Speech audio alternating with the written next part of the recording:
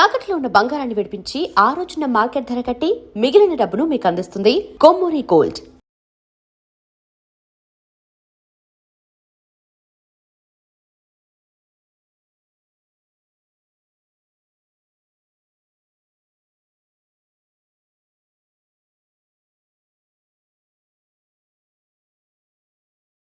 YouTuber Vaishnavi హత్య నిజంగా మాధాపూర్ గ్రామంలో తీవ్ర విషాదం నెలకొంది. వైష్ణవి ఇంటి దగ్గర ప్రస్తుతం ఉన్నాం. ఆ రోజు చాలా బాగా కనిపించారు ఇద్దరు. కానీ ఆ దుర్మార్గుడు ఇంత దారుణంగా ఒక రాక్షసులాగా బిహేవ్ చేసి మా అమ్మాయిని చంపేశాడని చెప్పి ఇక్కడ ఉన్నటువంటి తల్లిదండ్రులు, అన్నలు, బంధువులు అందరూ కూడా చెప్తున్నారు. ఒకసారి ఇంటి లోపలికి వెళదాం. అక్కడ ఒక్కసారి క్లియర్గా మీకు ఒక్కసారి మళ్ళీ వివరించే ప్రయత్నం చేస్తాను చూడండి. ఇది వైష్ణవి, అలాగే వైష్ణవి భర్త హరిబాబు ఈ ఇంట్లోనే ఉన్నారు. ఇక్కడ మీరు చూడొచ్చు, ఈ రూమ్ లో ఉన్నారు. ఆ వైష్ణవిని హత్య చేసే సమయంలో వాళ్ళు ఇక్కడే పడుకుని ఉన్నారు. అయితే ఇటు పక్కన ఇక్కడ రైట్ సైడ్ లో ఇటువైపు ఈ ఇంట్లో తల్లిదండ్రులు ఉన్నారు. వైష్ణవి అమ్మా నాన్న ఇందులో పడుకొని ఉన్నారు ఆ రోజు రాత్రి. వైష్ణవి భర్త హరిబాబు ఇక్కడ ఈ రూమ్లో ఉన్నాడు. ఆ రూమ్లోకే నేను వస్తున్నాను. ఆ రోజు ఉదయం సరిగ్గా 4 గంటలు అవుతుందండి. 4 గంటల సమయంలో ఒక అలికిడి జరిగినట్టుగా వాళ్ళ అమ్మ కూడా చెప్పింది. అలికిడి జరిగింది. ఆ సమయంలో వచ్చి డోర్ బదులుగొట్టి చూస్తే వాస్తవం మాకు తెలుసుండేది. కానీ మమ్మల్ని మైమరిపించే విధంగా ఏం జరగట్లేదు అన్నట్టుగా వీళ్ళేదో సరదాగా మాట్లాడుకుంటున్నట్టుగా యాక్టింగ్ చేసి, ఇక్కడ ఏమీ కానట్టుగా యాక్టింగ్ చేసి అతను మమ్మల్ని అందరినీ కూడా తప్పుదారి పట్టించాడు. ఆ తర్వాత ఇక్కడే ఈ వైష్ణవిని చంపేసి ఇక్కడ 2 మంచాలు ఉన్నాయి. ఆ 2 మంచాలకేసి తల బాగా కొట్టేసి ఆ తర్వాత ఒక కత్తి తీసుకొని ఆమె చేతుల మీద నుదుటి భాగంలో కత్తిపోట్లు బాగా కత్తితో పొడిచి చంపేశాడు. తర్వాత ఇక్కడ మంచం ఉంటే ఆ మంచం కింద కూడా ఆ వైష్ణవి మృతదేహాన్ని ఆ మంచం కింద పడేసి ఏమీ ఎరగనట్టుగా వెళ్ళిపోయాడు. ఇక్కడ పోలీసులు వచ్చారు. ఈ ఘటన జరిగిన తర్వాత పోలీసులు వచ్చి ఇక్కడ చూసారా, ఇక్కడ మొత్తం తవ్వి తీశారన్నమాట. ఎందుకంటే మొత్తం బ్లడ్ ఇక్కడ నుంచి మొత్తం బ్లడ్ పారుతా ఉంది. ఈ అరుగుకి మొత్తం కూడా బ్లడ్ అంటుకుని ఉంది. దీన్ని ల్యాబ్ టెస్ట్ కోసం పోలీసులు కూడా విచారణలో భాగంగా తీసుకెళ్ళినటువంటి పరిస్థితి ఉంది. ఆ తర్వాత చంపేసిన తర్వాత ఉదయం 6 గంటలకి మెల్లగా బయటకు వచ్చాడు. ఏమి ఎరగనట్టుగా బయటకు వచ్చాడు. తర్వాత డోర్ కూడా వేసేసాడు. డోర్ వేసి ఇక్కడ కటన్ ఉంది కదా, ఈ కటన్ కూడా లాగేసి ఏమీ తెలియనట్టుగా ఇక్కడికి వచ్చి బ్రష్ చేసుకుని, నేను అసలు నాకు ఏ పాపం తెలియదు అన్నట్టుగా వచ్చి ఇక్కడే బ్రష్ చేసుకుని ఇటు రోడ్డు మీద ఎవరున్నారో చూసుకుని ఎవరన్నా మనుషులు ఉన్నారా లేదా, ఎందుకంటే అతనికి రక్తపు మరకలు అయిపోయినాయి. ఎందుకంటే వైష్ణవిని చంపిన తర్వాత అతని షర్ట్ మొత్తం కూడా రక్తమైంది. ఆ షర్ట్ విప్పేసి వేరొక షర్ట్ వేసుకుని ఏమీ ఎరగనట్టుగా ఇక్కడే బ్రష్ చేసుకుంటే వాళ్ళందరూ అనుకుంటారు కదా, రోజులాగే లేచి బ్రష్ చేసుకుని ఏదో పని మీద వెళ్తున్నాళ్ళే అని చెప్పి వీళ్ళు అనుకుంటున్నారు. కానీ ఇంత దుర్మార్గంగా రాక్షసుల్లాగా కన్న కూతుర్ని ఇక్కడ మా బిడ్డను చంపేసి వెళ్ళిపోయాడని చెప్పి అసలు మేము అనుకోలేదు అని చెప్పి వీళ్ళ తల్లి చెప్తుంది, వైష్ణవ తల్లి చెప్తుంది.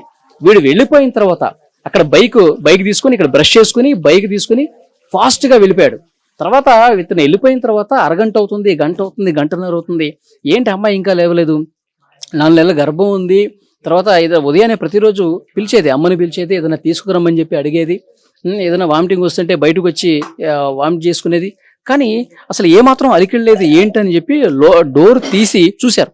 డోర్ తీసి చూస్తే రక్తపు మడుగులో పడిపోయింది. ఒక్కసారిగా షాక్ అయిపోయారు. కత్తిపోట్లు ఉన్నాయి. అక్కడ మంచానికి కూడా రక్తం అంటుకున్నటువంటి పరిస్థితి ఉంది. ఒకసారి ఇక్కడ దృశ్యాలు చూడండి. ఇక్కడ మంచానికి కూడా రక్తం ఏ విధంగా అంటుకున్నదో చూడండి. ఇదే ఒక సజీవ సాక్ష్యంగా మీకు చాలా స్పష్టంగా కనిపిస్తుంది. మంచం కోళ్ళకి ఇక్కడంతా కూడా వైష్ణవి బ్లడ్ మరకలు అనేవి ఇక్కడ చాలా స్పష్టంగా, అంటే కత్తితో పొడిచిన తర్వాత నుదుటి మీద, చేతుల మీద, గొంతు పీసికి చంపిన తర్వాత ఆ రక్తం అంటుకుంది. మంచం కింద పడేశాడు. మొత్తం బ్లడ్ కూడా కారి మంచానికి ఏ విధంగా అంటుకుందో ఇక్కడ చాలా క్లియర్గా ఈ దృశ్యం కూడా మనకు కనిపిస్తోంది. నిజంగా తల్లిదండ్రులు చాలా బాధతో మాట్లాడుతున్నారు, ఆవేదనతో మాట్లాడుతున్నారు. వాడు అసలు ఏమీ తెలియనట్టుగా మా అమ్మాయిని చంపేసి వెళ్ళిపోయాడు, వాడికి ఉరిశిక్ష వేయాల్సిందే, వాడిని చంపాల్సిందే అంటూ రోడ్ల మీదకి వచ్చి ఆందోళన చేశారు. కొద్దిసేపటి క్రితమే ఉగాది పండుగ రోజు ఆ వైష్ణవి బతుకుంటే గనక మా ఇంట్లో ఒక పండగ వాతావరణం కనిపించేది. ఇంటిల్లిపాదు నవ్వుకుంటూ ఆమె వీడియోలు చేసుకుంటూ చాలా సంతోషంగా గడిపి ఉండేవాళ్ళం. కానీ అసలు పండగ లేకుండా పోయింది. మా అమ్మాయి లేకపోవడంతో ఇక్కడ ఉన్నటువంటి ప్రతి ఒక్కరు కూడా కన్నీళ్లు పెట్టుకుంటున్నారు. పోలీసులతో వాగ్వాదానికి దిగారు. కోరుట్ల పట్టణంలో మెయిన్ సెంటర్లో అంబేద్కర్ చౌరస్తా దగ్గర ఆందోళన చేశారు. మా అమ్మాయికి న్యాయం జరగాలంటే వాడిని కఠినంగా శిక్షించాలి, వాడిని చంపేయాల్సిందే, వాడిని మాకు అప్పగించండి అంటూ ఆందోళన చేస్తున్నటువంటి పరిస్థితి కూడా మీరు స్క్రీన్ మీద దృశ్యాల్లో కూడా చూడొచ్చు. ఇక చూడండి ఆ తల్లి ఎంత బాధపడుతుందో చూడండి, కన్నీళ్లు పెట్టుకుంటుంది. ఈ ఘటన జరిగిన తర్వాత నుంచి కూడా అసలు ఆమె అసలు పచ్చి మంచినీళ్ళు కూడా ముట్టుకోవట్లేదు. ఏడ్చి ఏడ్చి ఏడ్చి గుండె కూడా బరువెక్కిపోయినటువంటి పరిస్థితి ఉంది. అసలు కళ్ళలోంచి నీళ్లు రావట్లేదు, కన్నీళ్ళన్నీ కూడా ఇంకిపోయాయి అన్నట్టుగా. ఎందుకంటే ఏడ్చి ఏడ్చి అలాంటి సిచ్యువేషన్ ఉంది. అన్నలు కూడా ఎంతో మంది, మొత్తం 13 మందికి పైగా అన్నలు ఉన్నారు. ఒకే ఒక్క బంగారు తల్లి. ఈ బంగారు తల్లి జీవితం చాలా సంతోషంగా ఉంటుందని చెప్పి మేము భావించాం, కానీ ఈ విధంగా అవుతుందని చెప్పి అసలు అనుకోలేదంటూ చాలా బాధకి గురవుతా ఉన్నారు. ఒక్కసారి అమ్మతో మనం మాట్లాడే ప్రయత్నం చేద్దాం. అమ్మా, ఇంతకీ మీరు పోలీసులతో 2 సార్లు కలిశారు, మాట్లాడారు, ఏమంటారమ్మా? వాళ్ళు మేము చూసుకుంటామంటారు. ఏం చూసుకుంటారు? చంపేస్తే చూసుకున్నట్టు చంపేయాలని అంతే. నలుగురు కాల్చేయాలి, లేకపోతే ఉరి శిక్ష అన్న వేయాలా. చూసుకుంటామంటే పెట్టేది లేదు. ఎన్ని సంవత్సరాలు కానీ మొత్తం ఆన్నే పోలీస్ స్టేషన్ లేకుండానే ఎత్తాయి. కానీ అంటే నేను వాళ్ళ మీద కోపం కాదు, చట్టం కరెక్ట్ నేర్చుకోవాలా.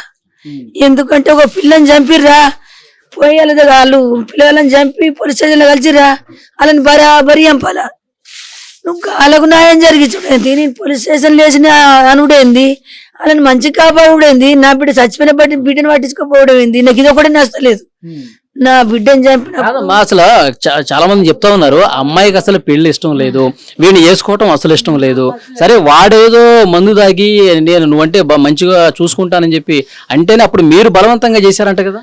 బలవంతంగా అంటే నేనేమని చెప్పిన సిట్టి, నల్లని దగ్గర ఏం లేదు, తెల్లని దగ్గర ఏం లేదు, గుణం మంచిగా ఉండాలమ్మా. నువ్వు 100 ఏళ్ళు బతికే గుణం కావాలి నాకు. ఇప్పుడు తెలుతున్నాయి నాకు, అప్పుడేం తెలుసు. నా తల్లి నువ్వు గిట్లా చేసుకోవే, నీ మొగనికి ఇంత మంచిగా చూసుకోమంటే పూలు పెట్టి చదువుకున్నది. పూలు అంటే మొగడు వాడు లేకపోతే ఒక సినిమా ఆగలేదు. ఇది అటుపోకు ఇటుపోకు అని అన్నం వేసుకొచ్చి చుడుదాన్ని ఆన్ని చిన్న మంచిగా చదువుకోలేదు.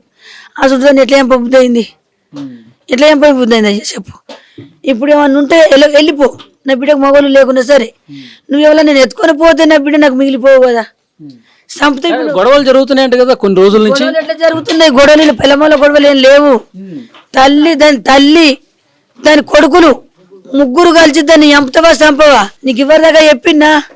మొత్తం అంటే సర్కారు దవాఖానలో మొత్తం వెళ్తుంది, గవర్నమెంట్ దవాఖాన. అది నీ బిడ్డను చంపుతాను రెడీ మీద ఉన్నారు, మేము చెప్పొద్దని సపోర్ట్ అంటున్నాం. దానికి పిల్లని ఎట్లా ఇచ్చారని మమ్మల్ని తిట్టిన వాళ్ళు లేరు. ఇప్పుడు ఫోన్ లో ఒక ఆడియో బయటకు వచ్చింది, ఏదో ఉంగరం గురించి కొట్లాడుతున్నారు. ఉంగరం ఎట్లా? నీకు ఇంత ముందు చెప్పలేనా? 10 లక్షలు ఇచ్చిన పైసలు ఇవ్వు, నా ఇల్లు నాకు ఇవ్వడానికి ఇల్లు మంచి ఇచ్చినావు, నాకు ఇల్లు మంచి చేయలేవు, నా పిల్లం నేను చిల్లు ఉంటామంటే అదేం ప్లాన్ చేసింది గుర్తేనా? పిల్లని తోలుకొని రాపోన్నది. తోలకపోయినాక ఆయన అత్తమ్మ మరి సామానంత ఇస్తానులే పెట్టి మీ రూములు ఉంటామన్నది. సరే అన్నది. కిచెన్లోకి పోయింది, కారం పొట్టు పట్టుకొచ్చి చిన్న బిడ్డ ముఖం కొట్టింది. అంగబెట్టి తల్లి కొడుకు ఏం కొట్టినా కొట్టిన బిడ్డని. అప్పుడు మీరు పోలేదా? మా అమ్మాయిని ఇంత దారుణంగా ఎందుకు కొట్టారు, కళ్ళలో ఎందుకు కారం కొట్టారని చెప్పి మీరు పోయి గొడవ చేయలేదా? ఎందుకు చూడు చెప్తా సార్ నేను. అయితే వాళ్ళిద్దరు వేరు, నాకు తెలియదు కదా మ్యాటరు. ఇంటికి వచ్చినాక మా పెద్ద అక్కని పట్టుకున్నది. అమ్మ నా కళ్ళల కారం పెట్టి కొట్టిందమ్మా, పెద్ద మమ్మీ కళ్ళల కారం పెట్టి కొట్టిందంటే నేను చూసామన్న బిడ్డ చేసుకున్న కంచెలు చంపుతున్నారు వాళ్ళు. నేను చంపనియ్యా, నేను ఆడుకోని వయసు అది ఇసబెట్టిగా నా బిడ్డ కళ్ళల కారం పోసి కొట్టిందంట మీ అమ్మ. నేను ఈ 100 మందిని పట్టుకొని పోతా, పంచేది పెడతా అంటే నా తల్లి మీద పంచేది పెట్టకు, నీ కాలు మొక్కుతా, నేను మళ్ళీ సరి కొట్ల కోను. నేను ఈయన బత్తా నచ్చిన ఈయన బత్తా నీ బిడ్డను పట్టుకొని. తెలుసో తెలకపోయినా మా అమ్మ ఇస్తుంది కావచ్చు అని అడుగుతాను పోయినా, ఇట్లా కొడుతుందని నాకు తెలియదు. 10 మందిలో బదనం చేయకు. నాకు 50,000 లక్ష రూపాయలు అడగట్టాలంటే నా దగ్గర లేవత్తమ్మ. మనకు లేని పరిస్థితి, నేను లేని పరిస్థితులు ఉన్నా సార్. ఇదొకటి నా దగ్గర రూపాయి లేని పరిస్థితులు ఉన్నా, మొత్తం బాగులే. 20 లక్షలు తీసుకురా, 20 లక్షలు తీసుకొస్తేనే నువ్వు ఇంటికి రా అన్నదంట వాళ్ళు. 20 లక్షలు తీసుకొని రా, నా ఇంట్లో నువ్వు ఉండాలంటే 4 ఎకరాల పొలం ఉండాలా, నీకు 1 కోటి రూపాయల ఆస్తి ఉండాలా. నిజం బదులని పిల్లని మాట్లాడిన 4 ఎకరాల పొలం ఇస్తున్నది, 20 లక్షలు ఇస్తున్నది. ఆ పైసలు ఇస్తే మీరు చచ్చిపోయేదాకా బతాం. రీకం లేదు సారు, రోజు తిట్టుడే, రోజు 12 ఒకటేగా 100 సార్లు 8 నెలల కంచెలు మాకు తిట్టని రోజు లేదు. అట్లా ఎవసే నేను దోలేం పని పట్టిన చంపుతారు. అలా అన్నదమ్ములు ఏం చేశారు, నాకు ఫోన్ చేసిర్రు, నీ బిడ్డను చంపేస్తామని. ఫోన్ చేస్తే నేను నమ్మపోకన్నా, అలా నా బిడ్డను కొట్టిపించినవా, తోలకపోయి నీ తల్లితో కొట్టిపించినవా అంటే అత్తమ్మ ఇప్పటి నుంచి లోనని కాలు మొక్కిండు. ఇప్పటి నుంచి పోను, వాళ్ళు చంపేస్తున్నారు పక్కనే. వాళ్ళు చంప ఇప్పుడు ఇంకొంచెం ఉంటే నా పెళ్ళని నన్ను ఎంపూరు నటిస్తుండు, కొంచెం అయితే ఎంపూరు, నేను మళ్ళీసారి పోను, నాన్నలు కూడా అన్నారు చంపుతాని, ఇక నేను మళ్ళీ పోను అన్నాడు. ఫిక్స్ అయిండు. 3 రోజులకు తల్లిగారింటికి అయ్యిండు. పోయి ఆడ కూర్చొని అమ్మ ఏం చేయాలా, అన్నలు ఏం చేయాలా అంటే, అరే నిజామాబాద్ పిల్లని మేము మాట్లాడినాం, నిజామాబాద్ పిల్లని మాట్లాడినావు, నీకు 1 కోటి రూపాయలు ఆస్తి వస్తుంది, నువ్వు కట్టెన్ చేసినా చేయకుండా కానీ చచ్చేదాకా బతావు. దాన్ని ఎంపేసిరా, నాకు ఎమ్మెల్యే తెలుసు, అటు ఒక్క ఎమ్మెల్యే మాట మీదనే మనం బెయిల్ మీదనే బయటకు వస్తాం, మనకు కేసు లేదు, మనకు ఏమో శిక్షలు ఉంటాయి, మనం చంపరు. 10,000 ఒక 20 లక్షలు 10 లక్షలు బయట వాళ్ళ వారు పోతున్నట్టే మనం బయటకు వస్తాం. బరాబరి 3 కూర్చొని ఆయన చెప్పి తోలేసిరట. తోలేసినాక వాళ్ళు 3 రోజులు అక్కడ ఉన్నప్పుడు ఇదంతా ప్లాన్ పోలీసులకు చెప్పిండు, ఈడే హరిగాడే చెప్పిండు. హరిగాడు నిన్న రోకల బండిలకి నిన్న పోలీసులు పొత్తికి ఫోన్ చేసిరు మాకు. ఫోన్ చేసి కొట్టంగా ఉన్న మాట, నా అన్నదమ్ములు కావాలంటే నీకు ధైర్యం కాకపోతే ఇంటికి వస్తాం, రాత్రి అలా నీ అత్తమ్మ వండిదాకా చూడు, ఆడికి వచ్చి చంపుతాం మేము అంటే, ఈడు ఒక్కడు మీద వేసుకుంటుండే కానీ వాళ్ళ అచ్చుడు 3 వచ్చిరు మా ఇంటికి. మా ఇంటికి 3 వచ్చిరు. అప్పుడు అమ్మాయిని చంపేటప్పుడు 3 వచ్చిర్రు. 3 వచ్చిర్రు. ఇగో సౌండ్ వినబట్టి వీళ్ళు చూసిరు ఇంటి ముంగటోళ్ళు. ఆయన పదే చెప్తుండు, నీ ఇంటికి మంది వచ్చిర్రు, నీ ఇంటికి మంది వచ్చిర్రు అంటే, కుక్కలు వచ్చినాయి మమ్మల్ని దొంగలు బింగలు వచ్చి ఓడి కొడతారు. నా బిడ్డ ఈ రోగుల లొల్లి. మీరు పక్కనే ఉన్నారు కదా, మా పక్క రూమ్ లోనే పడుకుని ఉన్నారు కదా మీరు. పక్కనే వన్నాం, తలుపు కూడా పెట్టుకోలే, పక్కనే వన్నాం. పక్కన నాకు బగ్గరోలే ఆరోగ్యం మంచిగా ఉంటుంది, నా మోని కళ్ళు కనిపించాయి. గుడ్డి మహారాజు మొత్తం కళ్ళు పోయినాయి. ఆయన చచ్చినోడు తెలియదు, బతికినోడు తెలియదు. ఇక నాకు బీపీ డౌన్, తిరుక్కుంటా కింద పడిపోతున్నా, గోళీలు తెచ్చుకొని బాగా పడిపోయినా. మా ఆయన దీనికి బాగా చెమటలు పోతున్నాయి, కూలర్ తెచ్చిన పక్కన పెట్టిండు. మూత కూలర్ మూత ఉండదా, సౌండ్ వచ్చింది, పండుకున్నా. వచ్చిర్రు పడ్డరిగా, మరి తల్లి వచ్చిందో లేదో తెల్లగాని మనిషి గంటకొక తిరిగి చెప్తుండు. మా అమ్మ వచ్చింది అంటుండు, మా 2 అన్నదమ్ములు వచ్చింది అంటుండు, మళ్ళీ నేను ఒక్కడిని చంపిన అంటుండు. ఒక్కడి చంపిన విషయం కాదు, వాళ్ళ అమ్మ 2 అన్నదమ్ములు వచ్చి. కాదు, ఈ గల్లీలో సీసీ కెమెరాలు ఏం లేవా? ఎవరు వచ్చారు, ఎంతమంది వచ్చారో తెలుసు కదా. సీసీ కెమెరాలు ఏడపడి సీసీ కెమెరాలు లేవు మా ఊళ్ళే, లేవు. గాడున్నాయి, కచ్చరిగాడు ఉన్నాయి. ఈ ఏరియా అంతా ఏ ఇంటికి సీసీ కెమెరాలు లేవు. వాళ్ళు నిజంగా 3-4 వస్తే ఎక్కడో చోట సీసీ కెమెరాలో కనబడతారు. మీ చెకప్ ఎత్తున్నాం కానీ కట్టున్నాయి సీసీ కెమెరాలు, ఈ మూలకు దిక్కులేదు. పోలీసులు మొత్తం చూస్తారండి, చూడాలి. వాళ్ళు గురి ఎత్తన్నారు. వాళ్ళే కుటుంబం వచ్చి బరాబరి నా సిట్టమ్మని చంపి పేరు 3 రోజులకు చంపుతున్నారు. బరాబరి చంపిరు, నాకు న్యాయం జరిగేటట్టు చేయరు సార్, మీరు దండం పెడతారు. ఇలా నా బిడ్డని చంపిరు, రేపు ఇంకో బిడ్డను కూడా చంపచ్చు. చంపి పోలీసు వాళ్ళకి కలుతారు. వాళ్ళ 2 ఏళ్ళ ఉంటారు, ఒక 10 లక్షల వారితే బయటకు వస్తారు. దానికి న్యాయం ఎట్లా? మళ్ళీ వేరే వాళ్ళని చంపుకుంటూ పోతారు. మళ్ళీ 4 రోజులు ఉంటారు, ₹1,00,000 వారిస్తారు, మళ్ళీ బయటకు వస్తారు. ఇట్లా బుద్ధి చెప్పకపోతే అందరికి ఎట్లా తెలియాలా? ఈ న్యాయం ఏదైనా నడుతుందా? ఒక అమ్మాయిని చంపిందంటే ఆన్ని నడి రోడ్డు మీద, లేకపోతే వెంటనే ఉరి శిక్ష అయ్యాలా. మీ కోపానికి, మీ ఆవేదనకి, మీ బాధకి అర్థం ఉంది. సో అది తల్లి ఆవేదన చూడండి, ఎంత బాధపడుతుందో. ఈ ఘటన జరిగిన తర్వాత కూడా ఏడుస్తూనే ఉంది. మా అమ్మాయికి న్యాయం జరగాలి, ఒక ప్లాన్ ప్రకారం వాడు హరిబాబు, వాళ్ళ తల్లి, అన్నలు అందరూ కూడా కలిసి ఇంటికి వచ్చి చాలా దారుణంగా మా అమ్మాయిని చంపేశారని చెప్పి బాధపడతా ఉంది ఆ తల్లి. పోలీసులు ఎట్టి పరిస్థితుల్లో న్యాయం చేయాలి, న్యాయం చేయకపోతే మళ్ళీ మేము రోడ్డు ఎక్కుతామని చెప్పి చాలా ఆవేదనతో వాళ్ళు మాట్లాడుతున్న పరిస్థితి. ఇది వైష్ణవి ఇంటి దగ్గర ఉన్నటువంటి situation. And for more videos, please subscribe to iDream. Please subscribe to iDream. Please subscribe iDream. And please subscribe to iDream. For more videos, subscribe to iDream. please like, share and subscribe to the channel. Congratulations, iDream. Subscribe to iDream. Subscribe to iDream. So subscribe to iDream Media. iDream की iDream team अंदर की huge congratulations. Please subscribe iDream Media. Please subscribe to iDream. Subscribe iDream. Please subscribe to iDream. iDream అంటే నా కళల channel subscribe చేసుకున్న నోరు తిరుగుతలేదు, మీరైతే గంట గుర్తు కొట్టండి. For more such videos, please subscribe to iDream.